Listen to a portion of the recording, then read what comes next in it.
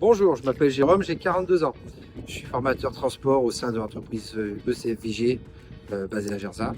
Je suis formateur depuis environ presque 2 ans. Euh, Ce métier-là, c'est une suite logique à mon cursus professionnel car j'ai été pendant 11 ans mécanicien poids lourd et pendant 12 ans chauffeur routier dans diverses activités en national, régional et un petit peu d'international. Du coup, je vous invite à me suivre pour vous présenter toutes les activités que je pratique en tant que formateur transport au sein de l'entreprise ECFVG. Mes journées commencent jamais de la même manière. Donc, selon si je suis en théorie salle, théorie plateau ou en circulation. Donc, je peux arriver donc faire des journées déjà en journée normale ou en décalé, c'est-à-dire faire du 8h midi, 8h30 midi, 13h30, 17h ou du 6-13, 13h. Ça dépend de l'activité que j'ai. Quand je fais du journée en salle, j'arrive plus tôt. Il y a toujours un peu plus tôt. Comme ça me permet de préparer ma salle, poser mes affaires, voir les cours que je vais commencer à faire à mes stagiaires, si c'est une partie FIMO ou si c'est une partie plateau. Qui la théorie plateau et FIMO ne sont pas les mêmes. Donc du coup, on adapte nos cours en fonction de ce qu'on va faire comme formation. Ou alors si je fais de la circulation, par exemple, là en décalé, faut que je vienne un peu plus tôt pour pouvoir faire la mise en marche des véhicules.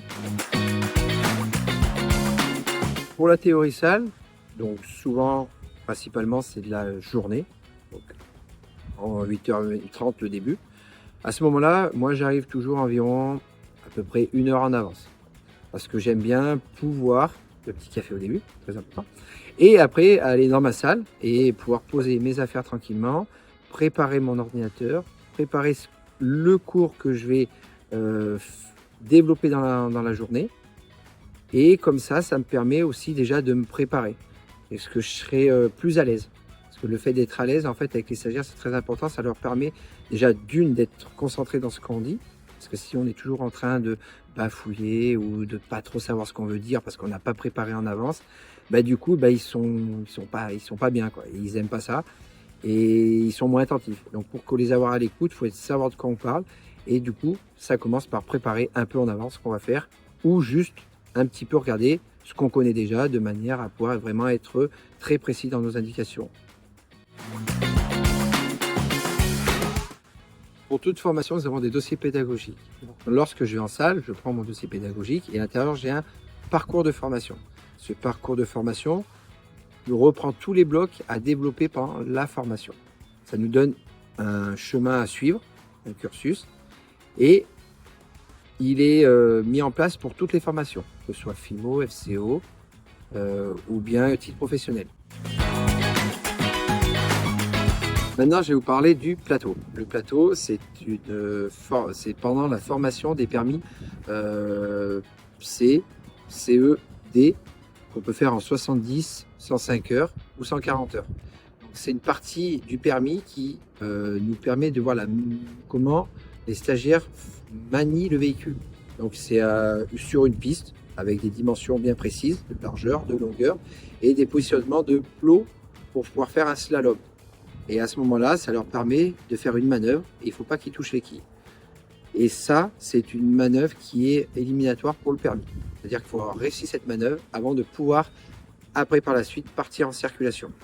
Donc quand je fais du plateau, le matin, quand j'arrive, je déplace les véhicules qui sont positionnés sur la piste, qui sont garés, pour pouvoir libérer des pistes et mettre des quilles en place, de manière à pouvoir faire travailler les stagiaires.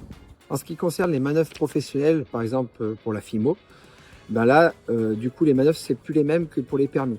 Du coup, on met, nous, des plots en place, on les positionne de manière à faire un parcours qui est beaucoup plus technique, de manière à les faire travailler vraiment comme des conditions réelles. C'est-à-dire quand ils vont dans des endroits exigus lors des déchargements et déchargements, ce qu'ils peuvent retrouver tous les jours. Donc, on fait des parcours vraiment adaptés, proches de la réalité. En plus de ça, on leur fait voir ce que c'est que le débâchage, le levage cabine et la manipulation de haillons, parce que dans différents types d'activités, nous pourrons retrouver ces manipulations à faire. En ce qui concerne la circulation, donc selon le mode qu'on va faire. Donc il y a le journée décalé 6-13, 13-20. Donc le journée, donc on a la pause au milieu, donc c'est pas, ça change pas d'une journée normale. Pour le décalé, du coup, il faut vraiment partir vraiment à l'heure. Donc à ce moment-là, donc je viens le matin, donc je prépare le véhicule. Et après, en fait, selon le nombre de stagiaires qu'on va avoir, 3 ou 4, voire des fois 5, ça peut arriver, selon ce qu'on a comme activité. Et ben en fait, il faut dispatcher le temps par le nombre de stagiaires. Donc là, à ce moment-là, du départ, moi, je prends une petite marge d'erreur. Quand j'en dis marge d'erreur, j'entends tout ce qui est embouteillage, feu, impondérable sur la route.